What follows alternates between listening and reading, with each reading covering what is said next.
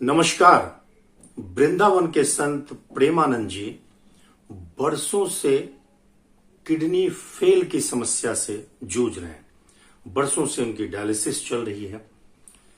एक साधारण सा दांत दर्द और जिंदगी उथल पुथल हो जाती है। हम बेचैन हो जाते हैं। सर में दर्द हो, बदन में दर्द हो या कहीं और शारीरिक कोई समस्या हो, कोई शारीरिक पीड़ा हो, तो हम पूरे आसमान को अपने सर पर उठा लेते हैं। भगवान को कोसने लगते हैं, जिंदगी को कोसने लगते हैं, उस दिन को खराब मानने लगते हैं।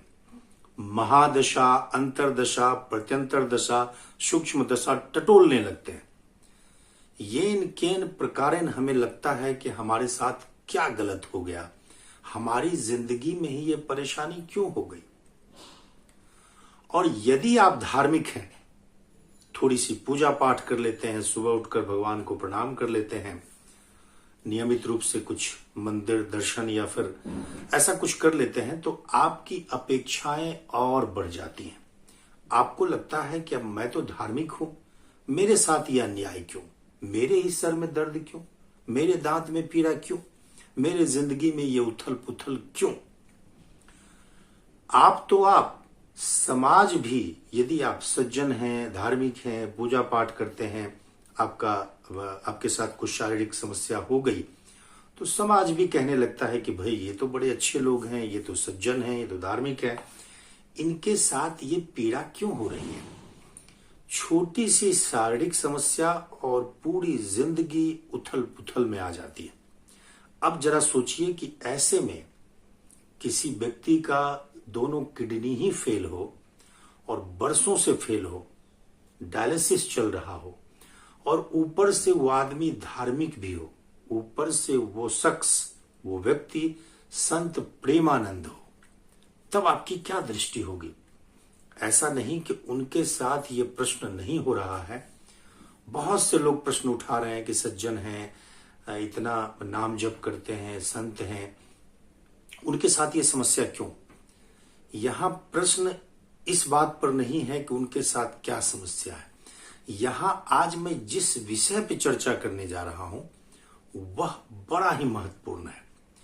आप एक छोटी सी शारीरिक व्याधि से परेशान होते हैं और प्रेमानंद जी का दोनों किडनी फेल है, लेकिन फिर भी उनके जीवन में ऑल इज वेल है, सब कुछ बढ़िया है, सब कुछ मस्त है।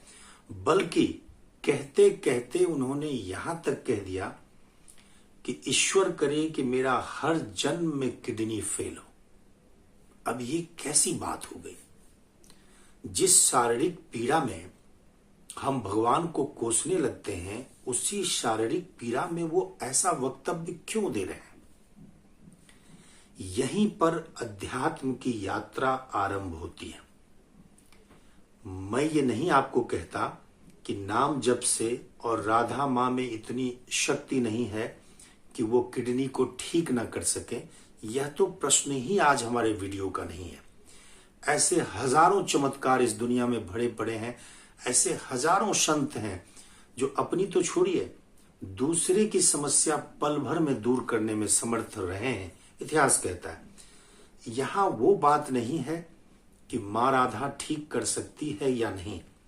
यहां प्रश्न ये है कि इस पीड़ा में भी कोई व्यक्ति इतना ऑल इज वेल कैसे रह सकता है।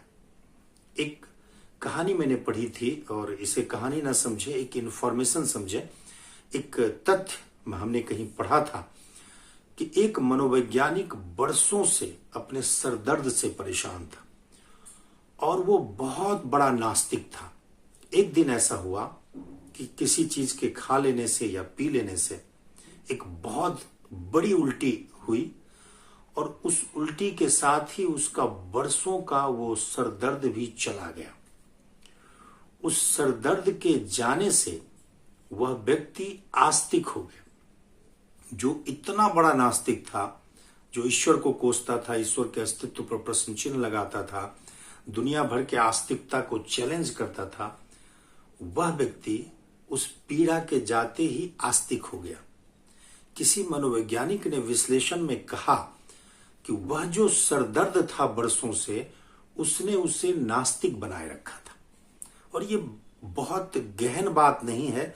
हमारे जीवन में भी अगर लंबे समय से कोई पीड़ा चली आ रही हो, उसमें हम आस्तिक रहें, भगवान पर भरोसा करें, भगवान को धन्यवाद दें, ये बात जल्दी नहीं पाई जाती। और इसीलिए आज संत प्रेमानंद जी की चर्चा हो रही है कि इतनी पीड़ा में भी, इतने डायलिसिस जैसी समस्या में भी वो ईश्वर को, मां राधा को नित्य धन्यवाद दे रहे हैं, बल्कि कह रहे हैं कि हर जन्म में उनका किडनी फेल हो तो भी कोई समस्या नहीं है। भगवान कृष्ण गीता में कहते हैं कि यम ही न व्यथयन्ते पुरुषम पुरुषर्षभ सम दुख सुखम धीरम सो अमृत्वाय कल्पते। एक एक शब्द ऐसा लगता है जैसे अमृत में डुबोया हो। उस व्यक्ति को, जिस व्यक्ति को यम ही न व्यथयन्ते, जिसको व्यथित नहीं करता हो, उस पुरुष को जो सुख दुख में सम रहता हो, समान रहता हो, जो सुख दुख को समान समझता हो, अर्जुन, केवल और केवल वही अमृत का अधिकारी है। अब कृष्ण कितनी बड़ी शर्त लगा रहे हैं और इस पंक्ति में कितनी गहन बातें हैं। वो कहते हैं जो दुख सुख को समान समझ सकता है, केवल और केवल वही अमृत का अधिकारी है। इसका पहला अर्थ यह हुआ कि कृष्ण इस बात को स्वीकारते हैं कि इस जीवन में पूरी तरह से दुख से छुटकारा नहीं दिलाया जा सकता। यदि आप समझते हैं कि आप आस्तिक हैं, आप पूजा पाठ कर रहे हैं, तो पूरी तरह से आप दुख से मुक्त हो जाएंगे, ऐसा कृष्ण कह रहे हैं कि कभी नहीं हो सकता। दुखालयम शाश्वतम पुनर्जन्म दुखालयम शाश्वतम। ये पुनर्जन्म ही, ये पुनर्जन्म का जो सिलसिला है, ये दुखालय है। विद्यालय जैसे है, विद्या काल है, ये दुखालय है, दुख काल है। तो वो तो ये कह ही नहीं रहे हैं कि दुख सुख से पूरी तरह से आपको छुटकारा हो जाएगा। तो दुख तो जीवन में रहेगा, कम हो सकता है, ज्यादा से ज्यादा आप सुख को एंजॉय कर सकते हैं, ज्यादा से ज्यादा हो सकता है कि आपको अधिक सुविधाजनक जीवन मिल जाए, आप श्रीमान के घर पाले जाएं, लेकिन दुख तो जीवन में रहेगा। कृष्ण इस बात का खुलासा करते हैं कि दुख तो आपके जीवन में रहेगा, लेकिन बात इसकी नहीं है कि दुख रहेगा, बात इसकी है कि उस दुख को आप कैसे लेते हैं। कृष्ण कहते हैं कि जो दुख और सुख को समान समझ सकता है, वही और केवल वही पुरुष अमृत का अधिकारी होता। अमृत्वाय कल्पते सम दुख सुखम धीरम। इस बात को ही संत प्रेमानंद जी समझ चुके हैं कि इस जीवन में कितनी भी सुविधा जुटाया जाए, मैं रात दिन साधना छोड़कर सुख के साधन को बटोरने में लग जाऊं तो थोड़ी बहुत सुविधा तो हो सकती है। बहुत से लोग आज उनको किडनी दान करने में जुटे हुए हैं, बहुत से लोग चुनौती दे रहे हैं कि हम आपकी किडनी ठीक कर देंगे। ये सब बातें हो सकती है, हो सकता है कि बिल्कुल किडनी ठीक हो जाए, लेकिन उनका यहाँ पर ध्यान ही नहीं है। एक केवल किडनी ठीक होने से जीवन का दुख खत्म नहीं हो सकता, तो उनका जोड़ है दुख सुख को समान समझने से। इसीलिए वो कहते हैं कि जब तक मेरा किडनी फेल नहीं था, तब तक मेरी साधना उतनी गहरी नहीं थी। जिस दिन ये दोनों किडनी फेल हो गया, मैं समझ गया कि अब जीवन में कोई सार नहीं रहा और मेरी साधना और गहरी होती चली गई। किडनी फेल के बाद राधा नाम में उनका रस और बढ़ा। इसीलिए वो ये वक्तव्य देते हैं कि जो रस किडनी फेल से पैदा हुआ, जिसमें मेरी दुनिया में आसक्ति कम कर दिया, तो ऐसा फेल हर जन्म में हो, ताकि मैं हर जन्म में उनके नाम का इतना ही गुणगान कर सकूं।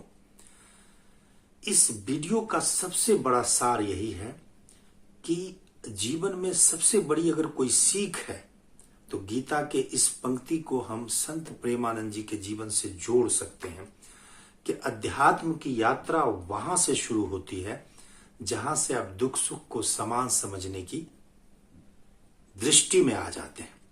इसलिए बड़ा ही दुर्लभ क्षण होता है जब हम दुख को भी हल्के से लें और जीवन के रूप में उसे जीवन के एक अभिन्न अंग के रूप में स्वीकार करें और उस घड़ी में भी ईश्वर को धन्यवाद देने की शक्ति रखें। और आपने मेरे वीडियो को बड़े ध्यानपूर्वक सुना। सबसे पहले तो सब्सक्राइब कर दें, क्योंकि आप सब्सक्राइब नहीं करते। वीडियो को जरूर सब्सक्राइब करें और बहुत बहुत आभार आपको।